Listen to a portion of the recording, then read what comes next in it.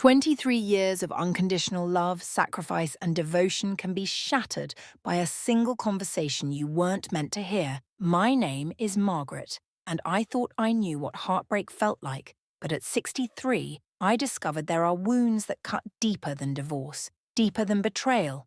The wound of being called pathetic by the child you gave everything for. Sometimes the people we love most are the ones who can wound us deepest, and I'm sharing this story because I know I'm not alone in learning this painful truth. Before I tell you what happened that changed everything between my daughter and me, click subscribe for more stories like this, and let me know in the comments which city or country you're listening from. I'm truly curious to know where you're tuning in from. I was standing in my kitchen that Tuesday afternoon, seasoning chicken for dinner, when I heard my daughter's key in the front door. Nothing unusual about that. She'd been coming home twice a week for my home-cooked meals since starting her senior year of college, but something was different about the way she burst through the door, her voice already raised and animated as she spoke to the friends trailing behind her. "Mum's probably in the kitchen as usual," Melissa announced to her 3 friends trailing behind her. "She literally never leaves that spot. It's honestly kind of sad." I wonder sometimes if moments like these happen to mothers everywhere. That instant when you realize your child sees you completely differently than you see yourself. I was indeed in the kitchen, preparing dinner as I had every evening for the past 23 years. The chicken was seasoned and ready for the oven, vegetables chopped and waiting. I'd planned Melissa's favourite meal. The same comfort food I'd made when she was stressed about finals, heartbroken over boys, or celebrating achievements. "Oh God, she's cooking again," Melissa's voice carried from the living room. "She thinks she's like some master chef or something, but honestly, the food's pretty basic. I've been living off campus meal plans just to avoid eating here." My hands stilled on the cutting board. Campus meal plans. She'd been coming home for dinner twice a week, praising my cooking, asking for seconds. Had she been pretending this entire time? "Melissa!" I called out, forcing cheerfulness into my voice. "I'm making your favourite tonight. Why don't you and your friends stay for dinner?" The silence that followed felt heavy, loaded with something I couldn't quite identify. Then came the whispers, followed by explosive laughter. "She wants us to stay for dinner," Melissa repeated, her voice dripping with an incredulity that made my chest tighten. Can you imagine? Like we're going to sit around her little kitchen table and pretend her cooking doesn't taste like cardboard while she asks us about our studies and our young lives. I set down the knife carefully, my movements deliberate and controlled, even as something vital inside me began to crack. "Your mum seems sweet, though," one of her friends said softly. "Sweet?" Melissa's laugh was sharp as broken glass. "She's pathetic, seriously, you guys. She has no life. Dad left when I was 12, and instead of, I don't know, getting a hobby or dating or doing literally anything with her existence, she just centers everything around me. It's suffocating." The words hit me like physical blows, each one carefully aimed, precisely delivered. "She works at that boring accounting job, comes home, cooks dinner, asks about my day, and then just sits there, watching TV shows she doesn't even like because she thinks I might want to watch them with her. It's honestly embarrassing." I pressed my palm against the cool granite countertop, grounding myself in its solidity while my world tilted dangerously. And the worst part? She acts like she's sacrificing so much for me, but it's not sacrifice when you literally have nothing else going on. She's just empty. A shell of a person whose entire identity revolves around being my mum. It's not healthy, and it's not normal. Empty. A shell. 23 years of loving this child, of putting her needs before mine, of working double shifts to pay for her education, her clothes, her activities. 23 years of being proud to call myself her mother, and this is how she saw me. "I mean, don't get me wrong," Melissa continued, her voice growing more animated with each word. "She's paying for college, so I'm not complaining. But sometimes I look at her and just think, God, I hope I never end up like that. So completely defined by someone else that I disappear." The oven timer chose that moment to chime, its cheerful sound obscenely out of place in the ruins of my understanding. I turned it off with steady hands, though I felt anything but steady inside. Melissa. My voice came out quieter than I'd intended, but it carried across the house like a whisper in a cathedral. The chatter stopped abruptly. Oh shit, I heard her hiss. She probably heard us. Footsteps approached the kitchen, hesitant now, uncertain. Melissa appeared in the doorway. Her friends clustered behind her like guilty shadows. Her face had lost its animated cruelty, replaced by something that might have been concern if I was feeling generous. I wasn't. Mum, Your favourite dinner is ready, I said calmly, removing the chicken from the oven with practiced ease. Would you and your friends like to stay? She shifted uncomfortably, clearly expecting anger, tears, confrontation, something she could dismiss or deflect. My quietness seemed to unnerve her more than shouting would have. We were actually planning to go out, she said carefully. Maybe another time. Of course. I began plating the food with meticulous care. Another time. After they left, I ate dinner alone at the kitchen table, the same table where I'd helped Melissa with homework, celebrated her achievements, comforted her through heartbreaks. The chicken was perfectly seasoned, the vegetables cooked to ideal tenderness. It tasted like nothing. That night, I did something I hadn't done in years. I looked at myself, really looked, in the bathroom mirror, grey hair pulled back in the same practical bun I'd worn for a decade, tired eyes, behind reading glasses I'd bought at the pharmacy, clothes chosen for comfort and practicality rather than style or confidence.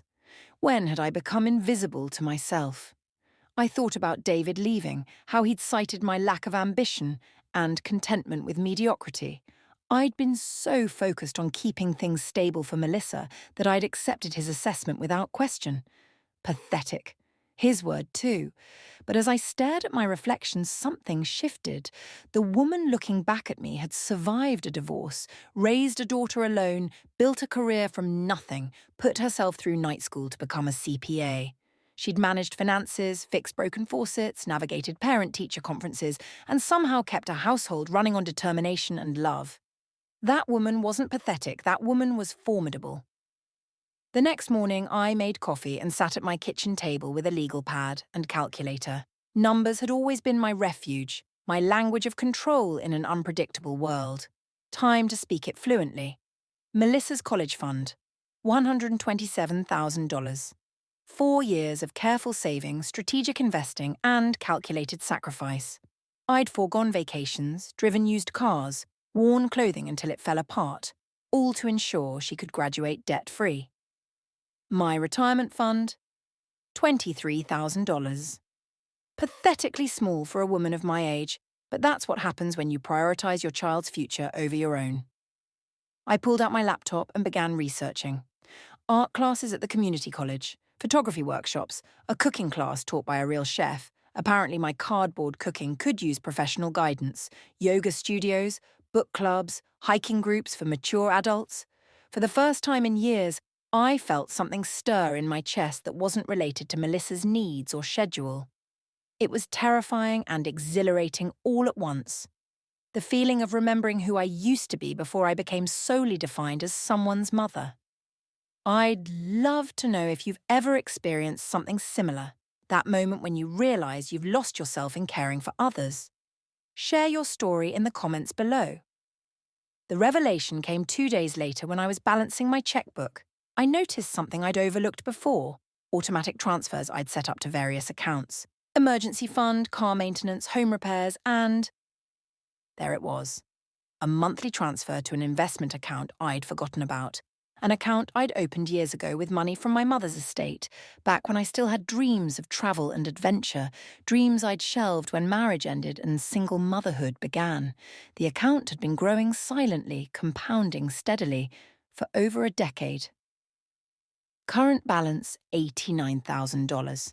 I stared at the number, recalculating to be sure.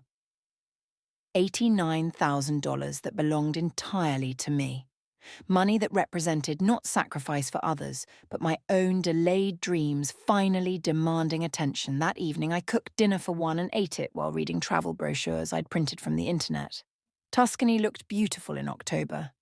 New Zealand's hiking trails seemed challenging but doable. Maybe I'd start with something domestic. The Pacific Coast Highway, Yellowstone, the Blue Ridge Mountains. When Melissa called that night, her voice carried an edge of uncertainty I hadn't heard before. "Mom, you didn't answer my text about bringing laundry home this weekend." "I saw it," I replied calmly, not looking up from the art class catalogue in my lap.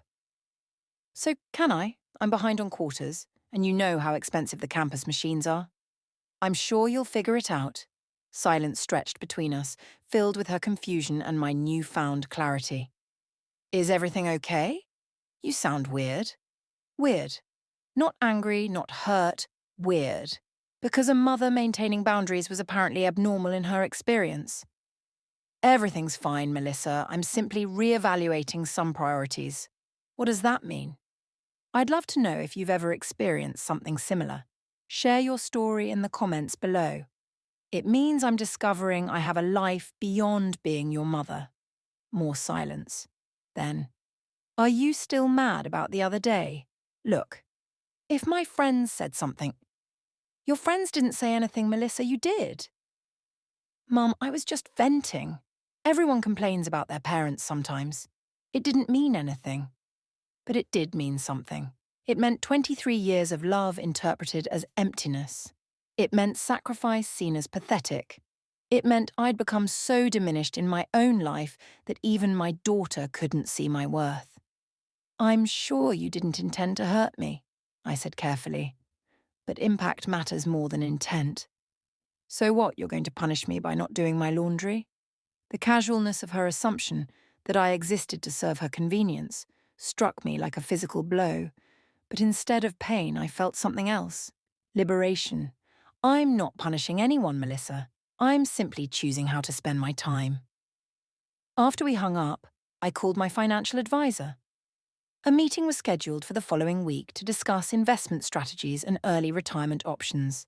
Then I called the community college and enrolled in 3 classes: digital photography, Italian language, and something called Rediscovering Yourself After 60.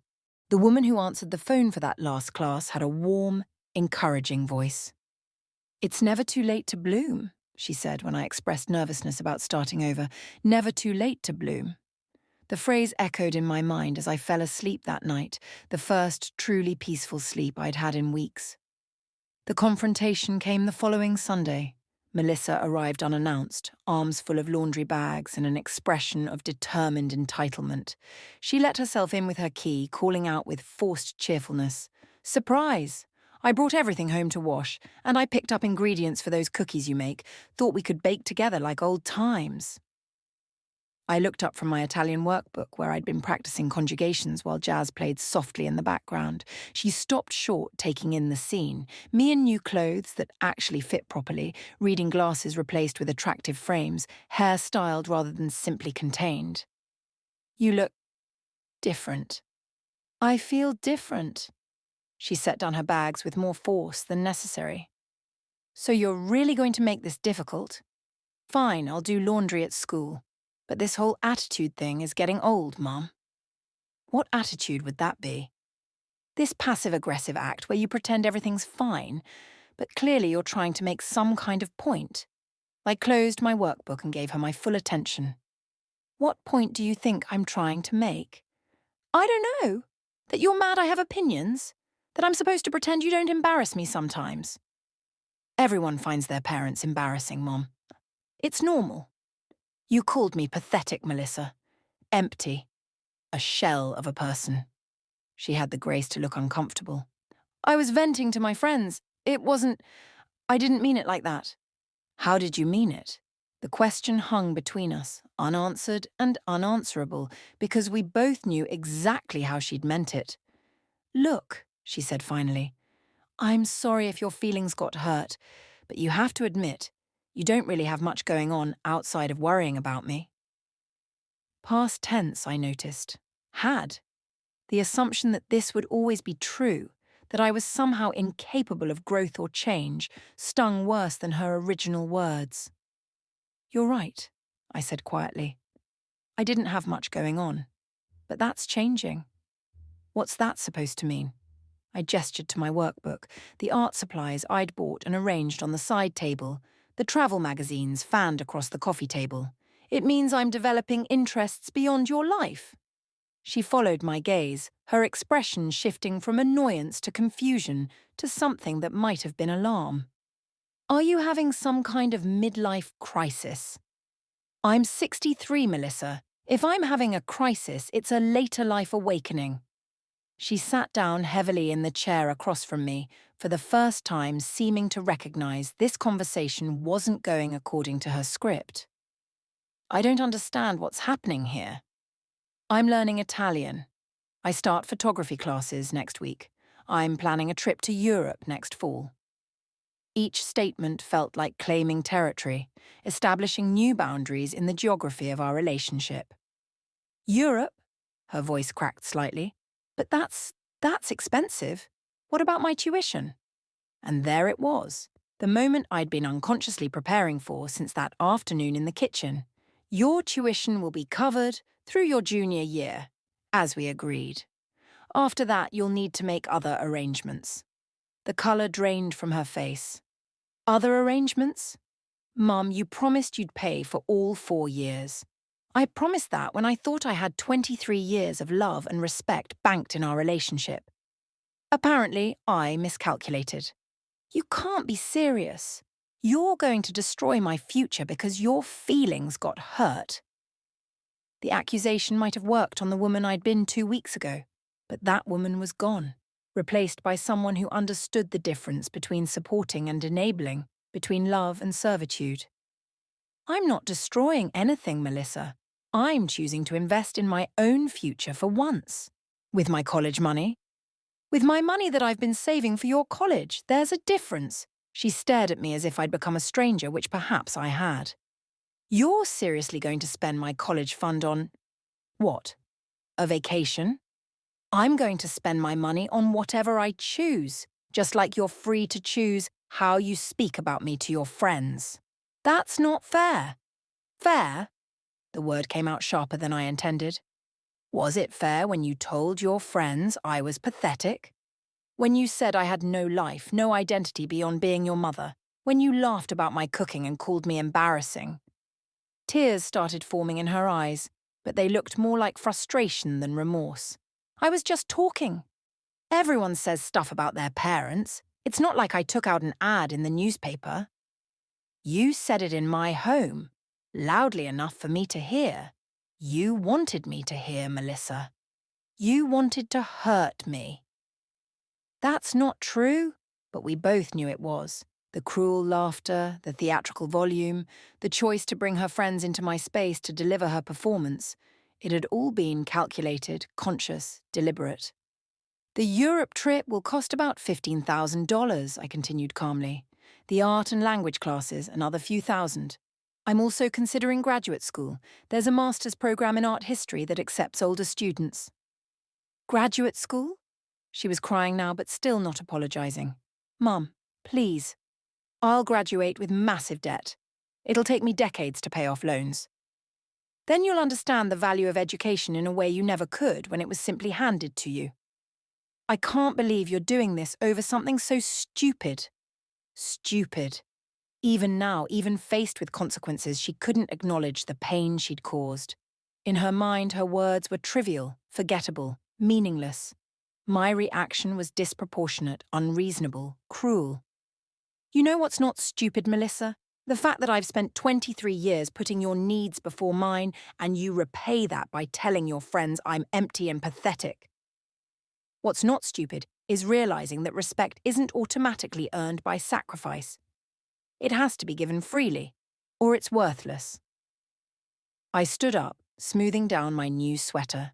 Soft cashmere in a deep blue that brought out my eyes. "Your laundry bags are by the door.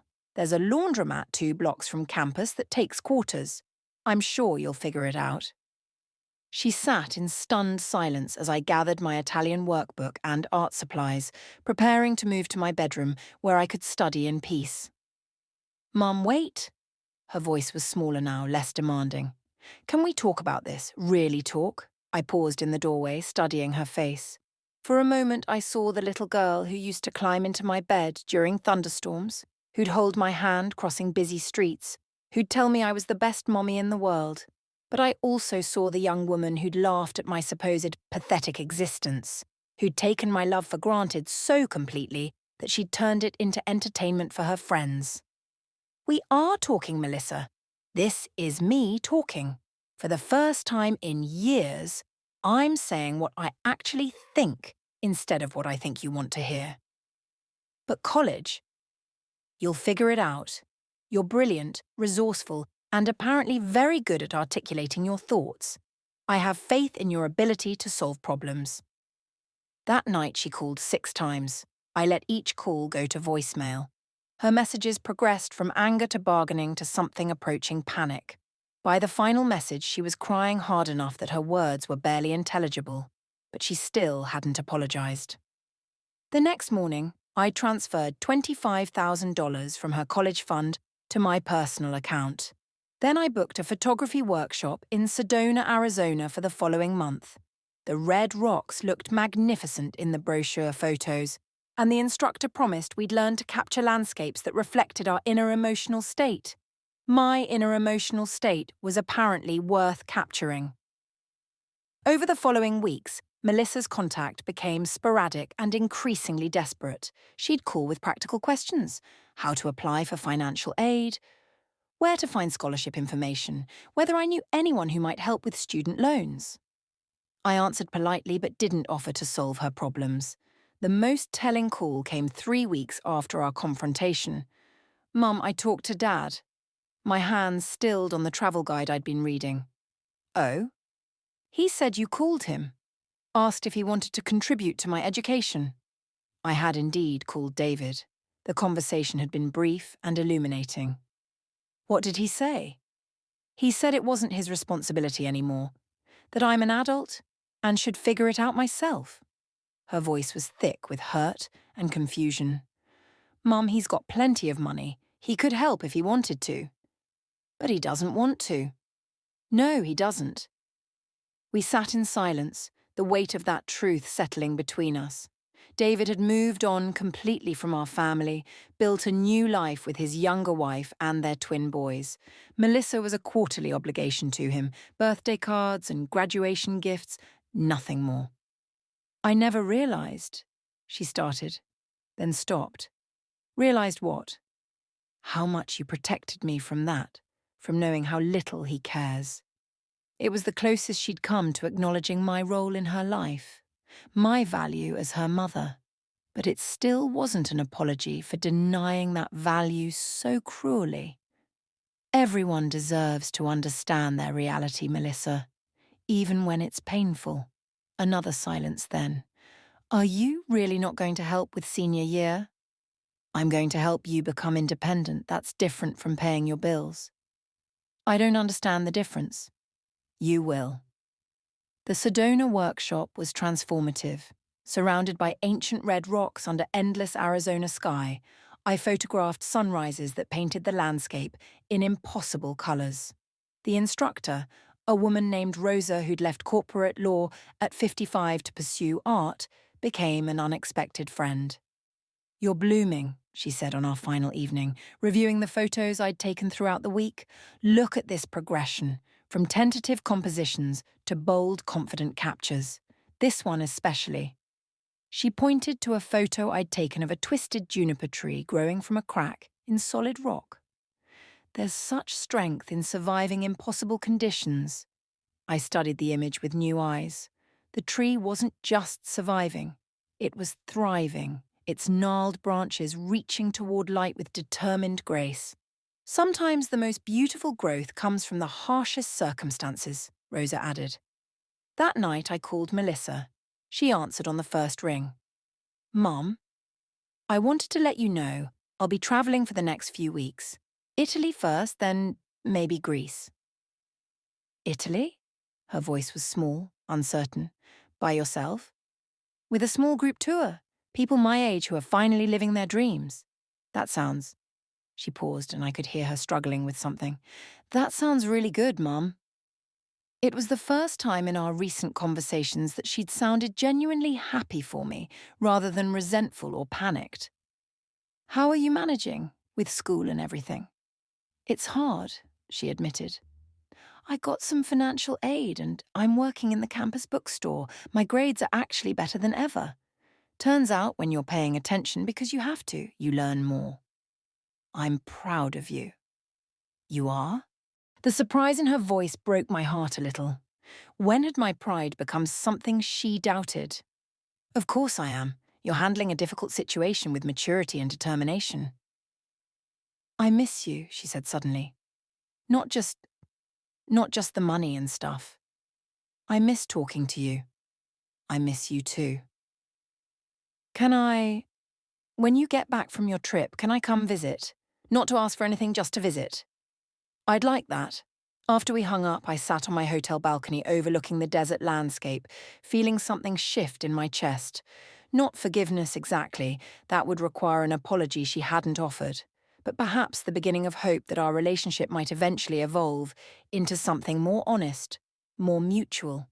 The Italy trip exceeded every expectation.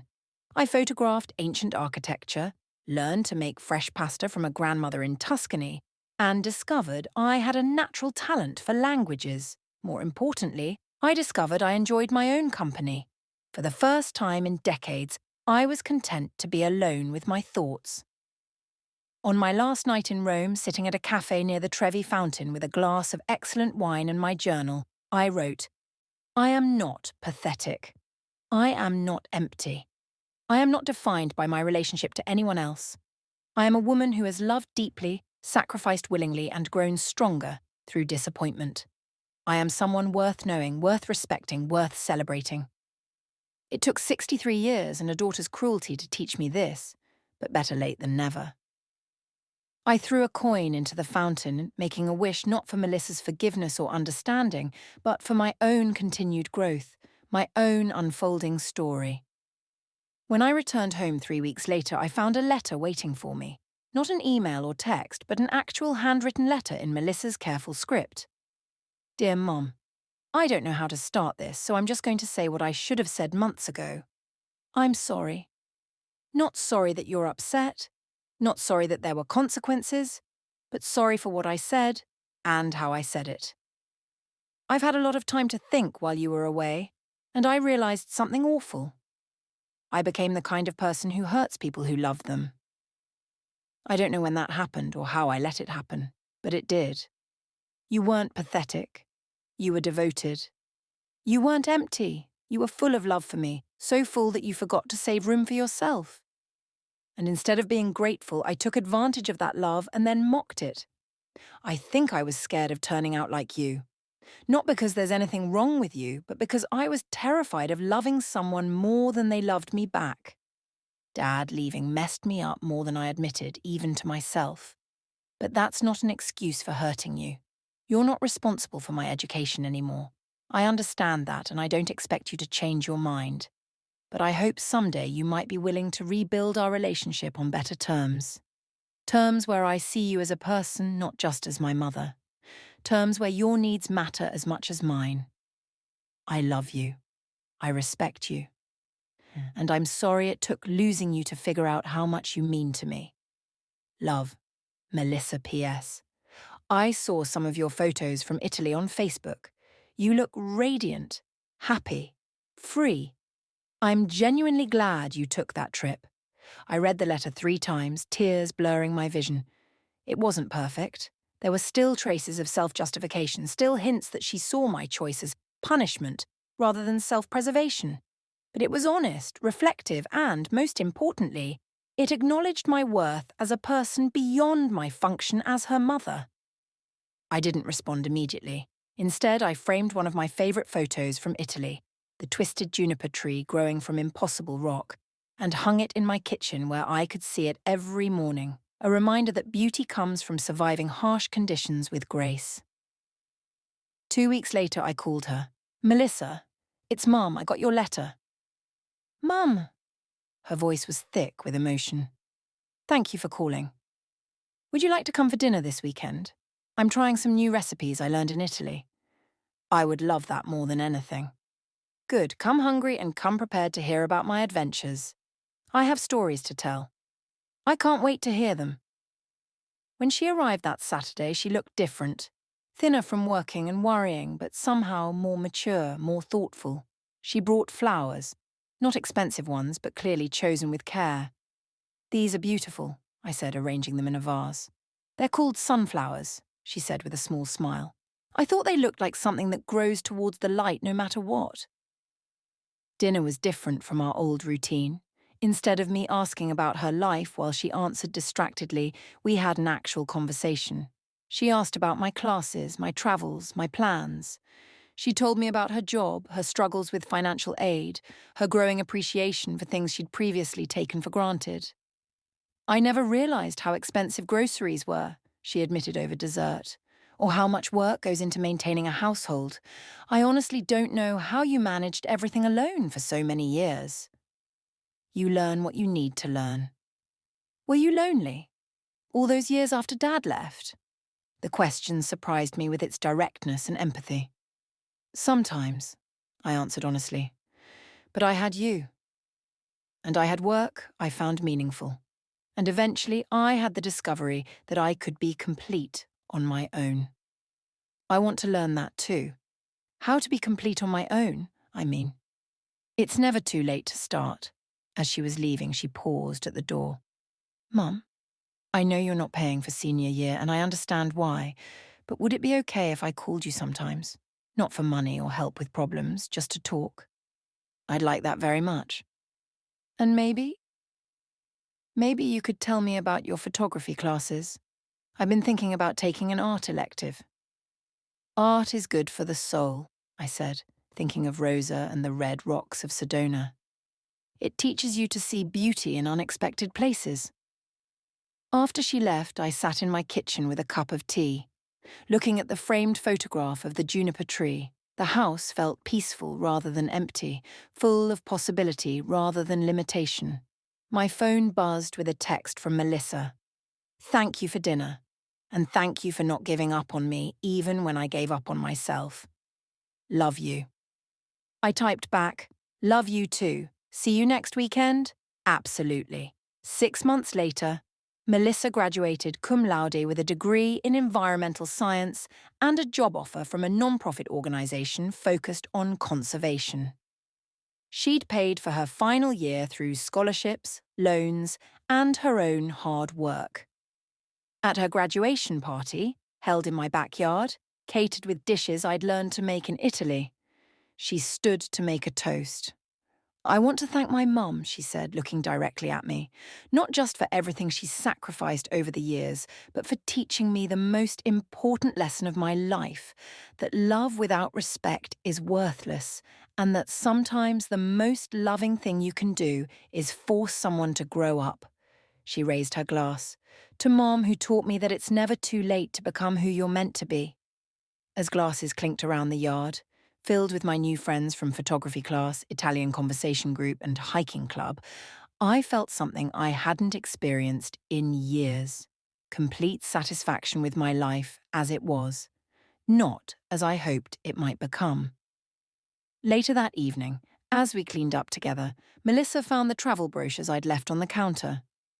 New Zealand? She asked, flipping through photos of dramatic landscapes. I'm thinking about it.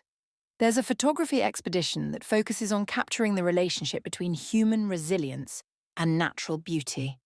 That sounds perfect for you. She paused, studying my face.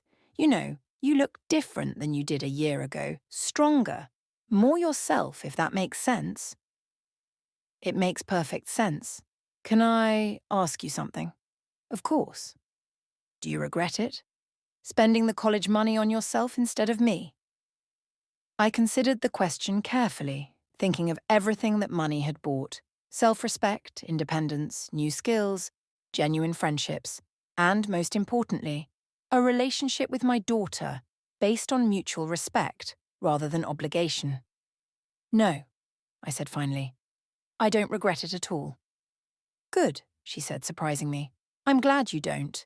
Because watching you become this person, confident, adventurous, complete, has taught me more about being a woman than any college class ever could. As I write this, I'm preparing for my New Zealand adventure. My suitcases are packed with photography equipment, hiking gear, and journals waiting to be filled with new experiences. Melissa is moving across the country for her new job, finally ready to build an independent life. Our relationship isn't perfect.